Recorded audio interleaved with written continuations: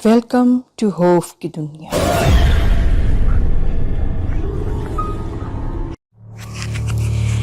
یہ کہانی ہے بہت پرانی۔ ایک گاؤں تھا، وہاں ایک غریب لڑکی رہتی تھی، لیکن لڑکی تھی سندر بہت۔ ایک دن وہ کنویں سے پانی بھرنے جا رہی تھی کہ وہاں سے گزرتے ہوئے ایک رئیس نے اس کو دیکھ لیا۔ رئیس کو وہ لڑکی بہت اچھی لگی اور اس نے اس سے بیاہ رچا لیا۔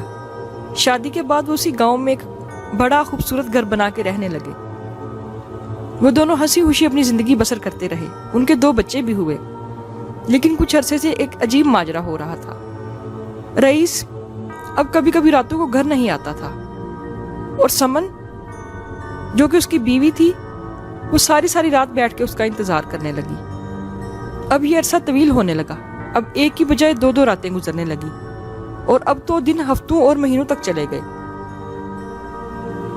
اب کئی مہینے ہو گئے تھے اور رئیس گھر نہ آیا۔ سمن سارا دن بیٹھ کے اور ساری رات بیٹھ کے اس کا انتظار کرتی رہی، لیکن رئیس نہیں آیا۔ بہت پتہ کروانے پر پتہ چلا کہ رئیس نے شہر میں کسی لڑکی سے شادی کر لی ہے۔ یہ سنتے ہی سمن غصے سے پاگل ہو گئی اور اپنے 2 بچوں کو لے کر سامنے ندی پر چلی گئی، اور اس نے اس ندی میں اپنے 2 بچوں کو ڈبو کے مار دیا۔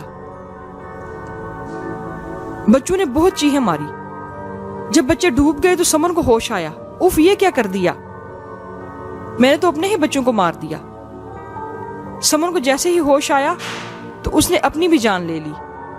جب وہ مر گئی تو سورگ میں جانے لگی۔ تو سورگ کے دروازے پہ کھڑے دروگا نے کہا، کتھے بی بی؟ تمہارے 2 بچے کدھر ہیں؟ پہلے ان کو تو لے کے آؤ۔ سمن واپس دنیا میں آ گئی۔ اب نہ تو وہ سورگ کی رہی، نہ اس دنیا کی۔ اور وہ گھومتی پھرتی ہے، ڈھونڈتی پھرتی ہے اپنے بچوں کو۔ جب بھی وہ کوئی بچے دیکھتی ہے تو ان کو اپنے بچے دیکھ کے اسمائل کرتی ہے، اور جب پاس جاتی ہے دیکھتی ہے، اوف، یہ تو میرے بچے نہیں، تو وہ غصے میں آ جاتی ہے اور ان بچوں کو پکڑ کے کسی ندی، نالے یا پاس کوئی پانی ہوتا ہے اس میں ڈبو کے مار دیتی ہے۔ ایسے ہی سمن نے بہت سے بچوں کی جان لی، اور وہ بن گئی لائورینا۔ لائورینا جو کہ سمندر پہ بیٹھ کے روتی ہے آج بھی۔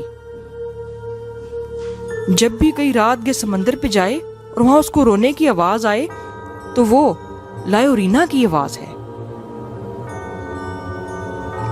ایک دن ایسے ہی ہوا، گاؤں کے 2 بچے کھیل رہے تھے، ٹام اور اس کا بڑا بھائی۔